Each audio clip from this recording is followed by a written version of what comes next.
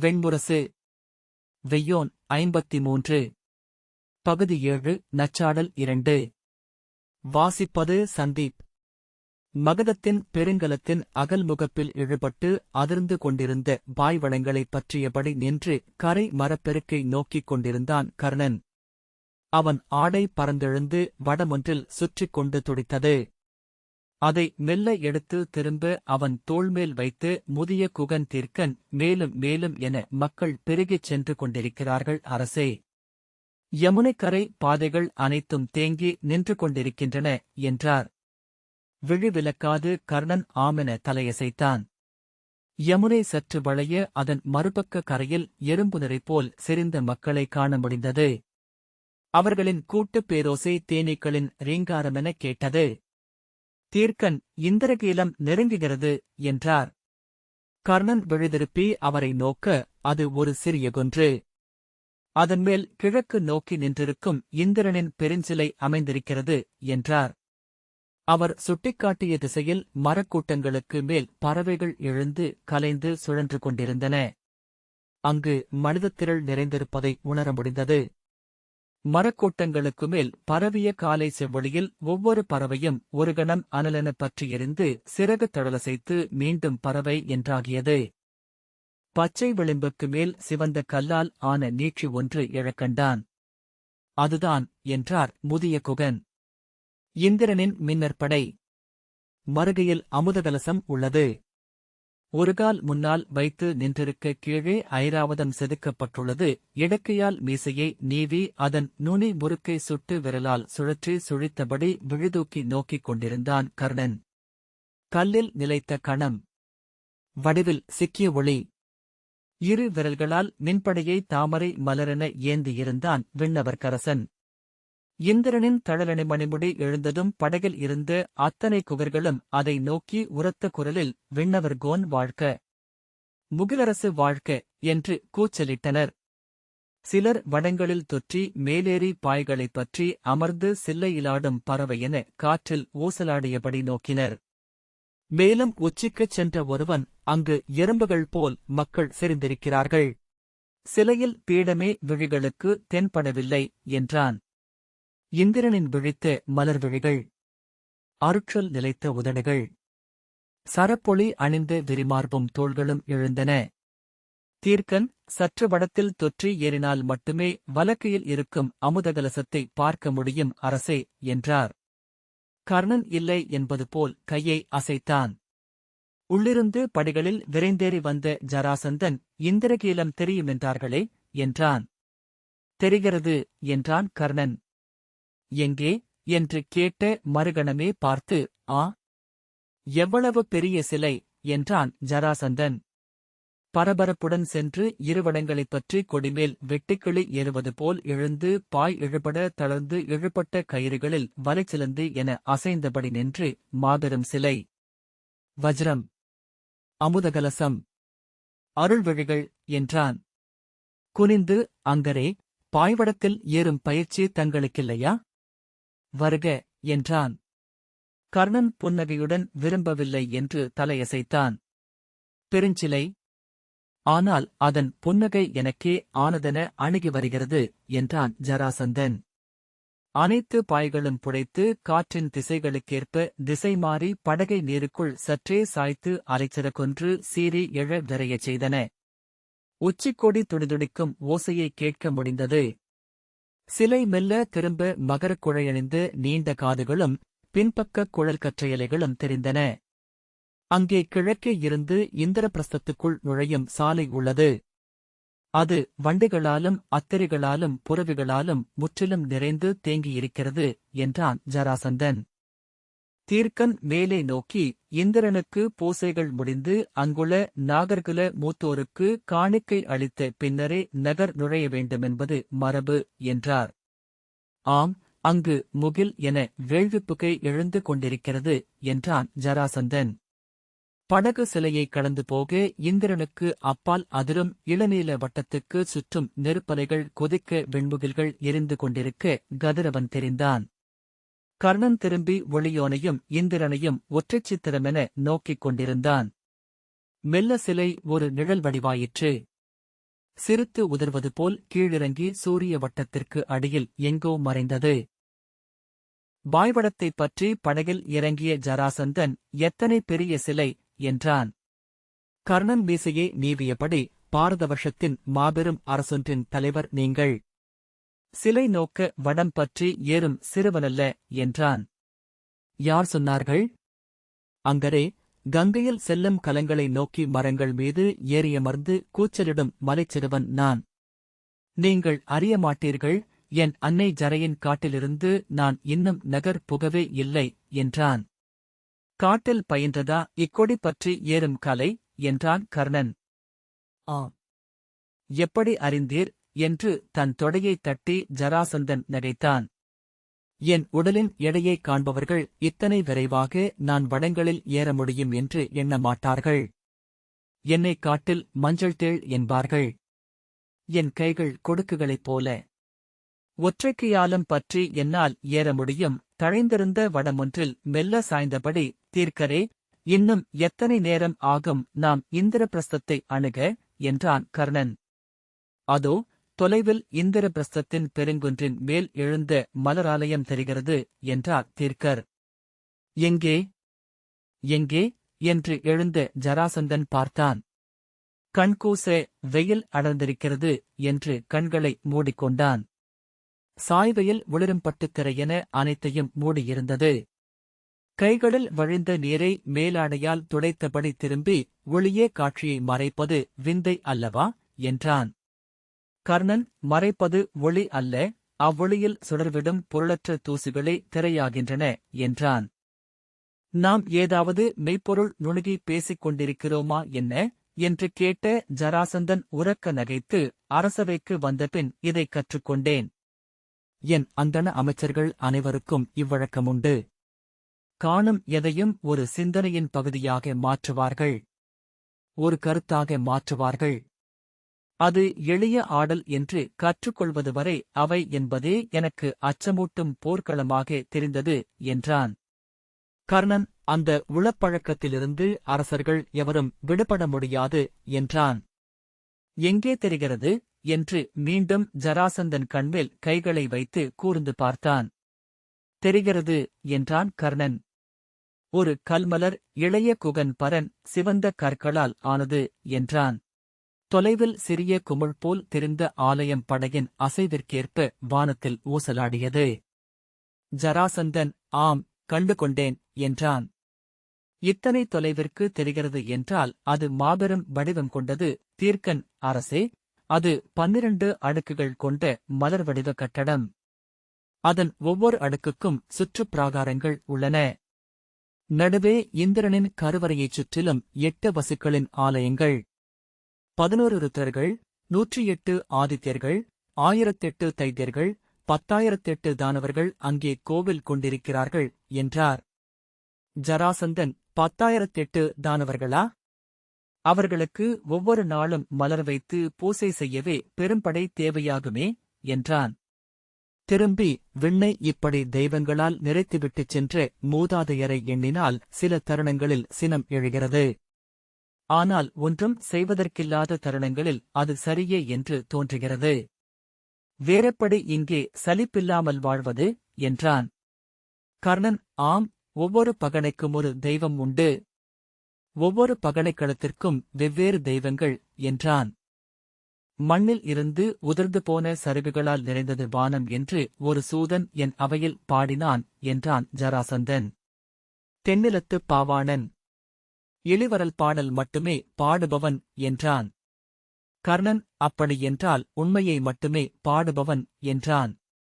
ஜராசந்தன் உரக்க நகைத்து, ஆம், உண்மை என்றான். என் தோள்களைப் பார்த்து அவன் என்ன சொன்னான் தெரியுமா என்றான். என்ன என்றான் கர்ணன். விழிகள் மட்டுமே புன்னகைக்க, ஒவ்வொரு நாளும் எடை தூக்கி நான் செய்யும் பயிற்சியில் எடையை ஏற்றுகிறேன், இறக்குவதில்லை. என்மேல் பெரும்பாறை ஏறி அமர்ந்திருக்கிறது என்றான். கர்ணன் சிரித்தான். ஜராசந்தன் மீண்டும் ஆலயத்தை நோக்கி, எத்தகைய மாபெரும் ஆலயம் அந்தரே! இன்று பிறிதொன்றும் செய்வதற்கில்லை. மாலை அவ்வாலயத்தை முற்றிலும் சுற்றி வந்து ஒவ்வொரு சிற்பத்தையும் பார்த்து மகிழ்வதொன்றே வேலை என்றான். கர்ணன், நான் இந்திரபிரஸ்தத்தின் அரசரின் அழைப்புக்காக வரவில்லை. அஸ்தினபுரி அரசரின் துணைவனாகவே வந்தேன் என்றான். ஜராசந்தன் விழிகள் சற்று மாறுபட, தங்களுக்கு அழைப்பில்லையா என்றான். முறைமையழைப்பு உண்டு. அது அங்க நாட்டுக்கு சென்றிருக்கிறது என்றான் கர்ணன். ஏதோ சொல்ல வாயெடுத்தபின் அதைக் கடந்து தன் மெல்லிய மீசை மயிரை கைகளால் பற்றி முறுக்கியபடி ஜராசந்தன், தங்களை பார்த்தபின் நான் விழையும் முதன்மைப் பொருள் ஒன்றே அங்கரே. தாங்கள் கொண்டிருப்பது போல் கரிய ஒளிமிக்க கூர்மீசை. இப்பிறவியில் எனக்கு அப்படி ஒன்று அமையப் போவதில்லை என்றும் அறிவேன் என்றான்.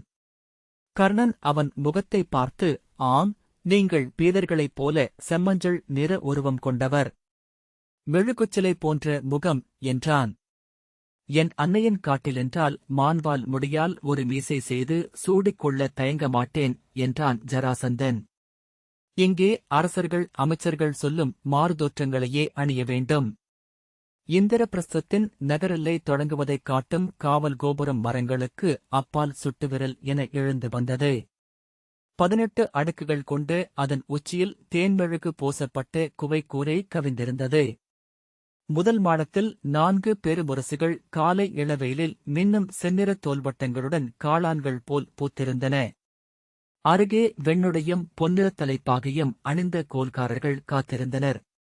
கீழே குட்டி யானையின் துதிக்கை போன்ற கொம்புகளை ஏந்தியபடி கொம்பூதிகள் நின்றிருக்க, அதன் கீழடுக்குகளில் உப்பருகே கைப்பிடிகளைப் பற்றியபடி வில்லேந்திய வீரர்கள் ஆற்றில் பெருகிச் சென்று கொண்டிருந்த கலங்களை நோக்கிக் கொண்டிருந்தனர். மரக்கூட்டங்களுக்கிடையே சிற்றடை வழிகளில் ஒழுக்குமுறியாது பெருகிச் செல்லும் மக்கள் வெள்ளத்தின் வண்ணங்கள் தெரிந்தன. யமுனையின் மறுபக்க கரையில் செவ்வெரும்பும் கட்டெரும்பும் கலந்து செல்லும் நிறை போல மக்கள் சென்றனர். அவர்களின் ஓசை தேனீக் கூட்டின் ரீங்காரமென கேட்டுக் கொண்டிருந்தது. கர்ணன் குகர்களிடம், நகர் வந்துவிட்டதா என்றான். ஆம், அணுகிவிட்டோம். இங்கிருந்து ஒரு நாழிகை தொலைவில் உள்ளது இந்திரபிரஸ்தத்தின் பெரும்படித்துறை. ஆனால் இங்கிருந்து அதுவரைக்கும் படகுகள் ஒன்றுடன் ஒன்று முட்டிச் செறிந்து நின்றுள்ளன என்றனர். 12 படித்துறைகள் உள்ளன என்று கேட்டேனே என்றான் கர்ணன். ஆம், அங்கு வரும் எந்தப் படகும் ஒரு நாழிகைக்கு மேல் ஆற்றில் நிற்கலாகாது என்பது அவர்களின் நோக்கம். ஆனால் இன்று பாரத வருஷமே படகுகளில் திரண்டு வருகையில் 12 படித்துறைகளும் என்ன செய்ய இயலும் என்றார் அமைச்சர் சுதேவர். இளைய குகன் காமன் உள எழுச்சியுடன் உரக்க 1000 துலாக்கோல்களும் அவற்றை இழுக்கும் 2000 யானைகளும் அங்குள்ளன என்கிறார்கள் என்றான். அவை இறக்கும் பொதிகளை சுமந்து செல்ல 7 வண்டிப்பாதைகள் உள்ளன. இத்தருணத்தில் 10,000 எருதுகள் அங்கு வண்டிகளை இழுத்துக் கொண்டிருக்கும். ஜராசந்தன் வடத்தின் மேல் நின்று ஆடியபடி விழிதொடும் தொலைவுக்கு படகுகள் பாய்ச்சுருக்கி நின்றிருக்கின்றன. இன்று உச்சிப்பொழுது தாண்டாமல் நாம் படித்துறையை அணுக முடியாது என்று தோன்றுகிறது என்றான். இல்லை அரசே, அங்கு மிக விரைவிலேயே பொதிகளை இறக்கும் முறைகள் உள்ளன என்றார் அமைச்சர் சுதேவர். கர்ணன் அந்த மாளிகையை நோக்கியபடி இருந்தான். படகு அணைய அணைய அது மேலும் விண்சரிவில் துலக்கம் கொண்டது. அதன் செந்நிற இதழ்கள் தெரிந்தன. எவருக்காக அவ்வடிவில் கட்டியிருக்கிறார்கள்? அதை மலரென்று பார்க்க வேண்டுமென்றால் விண்ணிலிருந்து தேவர்களைப் போல் இறங்க வேண்டும் என்றான் ஜராசந்தன். அது இந்திரன் பார்ப்பதற்காக கட்டப்பட்டது என்கிறார்கள் அரசே என்றான் இளைய குகன். கர்ணன், அந்நகரே பிறிதொரு மலர் போலிருக்கிறது. அதன் நடுவே சிறிய புள்ளிவட்டமென அவ்வாலயம் என்றான். சுதேவர், துவாரகையைப் போல இதுவும் புரிவடிவப் பெருநகரம். அனைத்துச் சாலைகளும் சுழன்று மையத்தில் அமைந்த இந்திரன் ஆலயத்திற்கு செல்கின்றன. இறுதிச் சுற்றில் இருக்கின்றன அரண்மனைத் தொகுதிகள் என்றார். நாங்கள் 8 முறை அங்கு பொதிகள் இறக்கச் சென்றுள்ளோம். இந்நகர் கட்டத் தொடங்கும் போதே நான் ஒருமுறை வந்துள்ளேன் என்றான் கலத்தலைவன். கர்ணன் நீள்மூச்சுடன், படகை நிறுத்த வேண்டியதுதான் என்றான். ஆம் என்றான் ஜராசந்தன். குகர்கள் பெருங்கூச்சல்களுடன் கயிறுகளில் தொற்றிச் சென்று வடங்களின் முடிச்சுகளை அவிழ்க்க பெரிய சகடங்கள் பிளிரல் ஒலியுடன் சுழன்று நங்கூரங்களை நீரில் இறக்கின. கயிறுகள் தொய்ந்து பாய்கள் அணையும் தழல்கள் போல சுருங்கி கீழிறங்கின. அவற்றை மூங்கில்களின் உதவியால் அலையலையாக சுருட்டி வைக்கத் தொடங்கினர் குகர்கள். படகு முற்றிலும் விசையெழுந்து நீரலைகளில் எரியும் இறங்கியும் ததும்பி நின்றது. கர்ணன், நான் என் படகில் கிளம்புகிறேன் அரசே, என்றான். எங்கு? என்றான் ஜராசந்தன். அஸ்தினபுரியின் படகும் கரையணைந்திருக்காது என்று நினைக்கிறேன். நான் அரசரை சென்றடைந்துவிட முடியும். ஜராசந்தன், ஆம், ஆனால் நீங்கள் மட்டும் ஏன் செல்ல வேண்டும்? நானும் வருகிறேன், என்றான். திகைப்புடன், தாங்களா? என்றான் கர்ணன். ஆம், அதிலென்ன? என்று ஜராசந்தன் சொன்னான். மகதத்தின் அரசனாக அல்ல, தங்கள் அன்பனாக.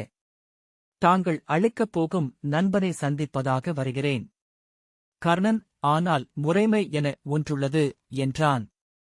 ஜராசந்தன், மகத மன்னனின் முறைமைகளை காட்டுச் சிறுவனாகிய ஜராசந்தன் அறிவதில்லை என்றபடி விரைவு படகை இறக்குக, என்றான். என் படகு கீழே நிற்கிறது, என்றான் கர்ணன். அதில் ஒழுக்கை எதிர்த்து அத்தனை தொலைவுக்கு துடுப்பிட வேண்டுமல்லவா? இது பீதர் நாட்டுப் படகு. நீரைத் தொடாமலேயே பறக்கும் பட்டாம் பூச்சி இது. பாருங்கள், என்றபடி ஜராசந்தன் கயிறுகளின் வழியாக தாவிச் சென்றான். 3 குவர்கள் முடிச்சுகளை அவிழ்க்க அவர்களின் கலத்தின் பக்கச்சுவரில் கட்டப்பட்டிருந்த சிறிய படகு 2 வடங்களில் சறுக்கியபடி சென்று நீரைத் தொட்டது. ஒற்றையாக அமரத்தக்க அகலமும் 4 வாரை நீளமும் சற்றே வளைந்த வெண்ணிற உடலுமாக யானை தந்தம் போலிருந்தது. பீதர் நாட்டின் மென்மரம் ஒன்றால் அமைந்தது. வலுவான கடல்களின் அலையையும் தாங்கும். ஆனால் 10 வயது சிறுவன் தன் தோளில் எடுத்துவிட முடியும் இப்படகை, என்றான் ஜராசந்தன். கயிறுகள் வழியாக தொற்றி இறங்கிய குகர்கள் அப்படகுக்குள் சென்று அதில் நீளவாட்டில் அடுக்கி வைக்கப்பட்டிருந்த 3 மூங்கில்களை எடுத்தனர். பெரிய மூங்கிலின் துளையில் அடுத்த மூங்கிலை ஒருவன் செலுத்தினான். ஒன்றினுள் ஒன்றென மூங்கில்களை செலுத்தி நீளமான கொடிக்கம்பம் ஒன்றை அமைத்து அதை படகிலிருந்த துளைக்குள் செலுத்தி இறக்கி அதனுடன் இணைந்து மெல்லிய பட்டுக்கயிறுகளை இழுத்து கொக்கிகளில் கட்டினர். 3 சிறு மூட்டைகளாக கிடந்த செந்நிறமான பீதர் நாட்டு பட்டுப்பாயை பொதியவிழ்த்து கயிற்றில் கட்டி இழுத்து மேலேற்ற அக்கணமே காற்றை வாங்கி அவை தீக்கனல் போல பற்றி கொழுந்துவிட்டு மேலேறின. புடைத்து கயிறுகளை இழுத்தபடி அவை விம்மியதும் படகு இணைப்புக் கயிறை இழுத்தபடி கன்றுக்குட்டி போல முன்னே செல்லத் தாவியது. ஜராசந்தன் நகைத்தபடி இணைப்புக் கயிற்றைப் பற்றி நீர்த்துளி போல சறுக்கி இறங்கி நின்ற பிறகு, வருக அங்கரே, என்றான். கர்ணன் கயிற்றைப் பற்றி எடையுடன் ஆடியபடி மெல்ல இறங்கி படகை அடைந்தான். படகிலிருந்த குவர்கள் அதன் கொக்கிகளிலிருந்த கயிற்றை விடுவித்தபின் அக்கயிற்றிலேயே தொற்றியபடி ஆடி பெருங்கலத்தை நோக்கி சென்று மேலேறத் தொடங்கினர். இணைப்பு விடுபட்டதும் வீசப்பட்டது போல தாவி அலைகளில் ஏறி பறக்கத் தொடங்கியது படகு. உண்மையிலேயே நீரைத் தொடுகிறதா என்று ஐயம் வருகிறது, என்றான் கர்ணன். உச்சவரைவை அடையும் போது நீரை தொடாமலும் செல்லும், என்றான் ஜராசந்தன். ஓரிரவுக்குள் ராஜகிருகத்திலிருந்து தாமிரலிப்திக்குச் சென்று திரும்ப முடியும். நீங்கள் செல்வதுண்டா, என்றான் கர்ணன். பலமுறை, என்று ஜராசந்தன் நகைத்தான். மகதத்திலிருந்து அஸ்தினபுரிக்கு படை கொணர்ந்து சூழ எனக்கு 5 நாழிகை போதும் அங்கரே. இத்தகைய படகுகள் என்னிடம் 5000க்கு மேல் உள்ளன. கர்ணன் நகைத்து, படை நுட்பங்களை அஸ்தினபுரியின் முதற்படைத் தலைவரிடம் சொல்கிறீர்கள், என்றான். மகதத்துக்கு வாருங்கள். எங்கள் படைத்தலைமையையே உங்களிடம் ஒப்படைக்கிறேன், என்றான் ஜராசந்தன். அவர்களின் படகு வரிசையாக நின்ற பெருங்கலங்களை தாண்டிச் செல்ல அதிலிருந்தவர்கள் படகு விளிம்புகளுக்கு ஓடி வந்து அவர்களை பார்த்தனர். முன்னால் நின்ற கலிங்கத்தின் கலனரைகளுக்கு அப்பால் வங்கப் படகுகள் வரத் தொடங்கின. அதன்பின் மகதத்தின் கலங்கள் வந்தன. தங்கள் அரசரை கொடியிலிருந்து அறிந்து கொண்ட மகதப் படைவீரர்கள் விளிம்புகளுக்கு வந்து நின்று கைகளைத் தூக்கி உரக்க கூச்சலிட்டு வாழ்த்தினர். அவர்களின் குரல்கள் சிதறிப் பறந்த காற்றில் உடைந்த சொற்களாகவே கேட்டன. ஒரு நாவாய் பிளிறியது. தொலைவில் அஸ்தினபுரியின் அமுதகலசக் கொடியை கர்ணன் பார்த்தான். அதோ, என்று கை சுட்டினான். முன்னால் பொன்னிறப் பெருங்கொடி பறப்பது அரசரின் கலம், என்றான். ஆம், அதை நான் பார்த்தேன். என்னைப்போல் குகர்களுடன் இருந்து உணவுண்ண அஸ்தினபுரியின் பேரரசரால் முடியுமா என்ன, என்றான் ஜராசந்தன். கர்ணன் நகைத்தபடி, முடியாது. ஆனால் தன் இளையோருடன் அவர் அமர்ந்து உணவுண்பது அப்படித்தான் இருக்கும், என்றான். ஜராசந்தன் சிரித்தபடி, ஆம், அதை நான் கேட்டிருக்கிறேன், என்றான். அவர்கள் உணவுண்பது காந்தாரத்தின் ஓநாய்களைப் போன்றிருக்கும் என இளிவரல் சூதன் பாடினான். மகதத்தின் கொடியுடன் அவர்கள் படகு அஸ்தினபுரியின் அரச பெரும்படகை அணுக அதைச் சூழ்ந்து சென்று கொண்டிருந்த அஸ்தினபுரியின் விரைவு காவல் படகுகளில் ஒன்று கொடி படபடக்க அவர்களை நோக்கி வந்தது. அதில் பெரிய தொலைவிற்களுடன் எழுந்து நின்றிருந்த 5 வில்லவர்கள் அம்பை குறிநோக்கினர். அமரமுகப்பில் எழுந்த காவலர் தலைவன் மஞ்சள் கொடியை வீசி யார் என சைகை மொழியில் அவர்களிடம் கேட்டான்.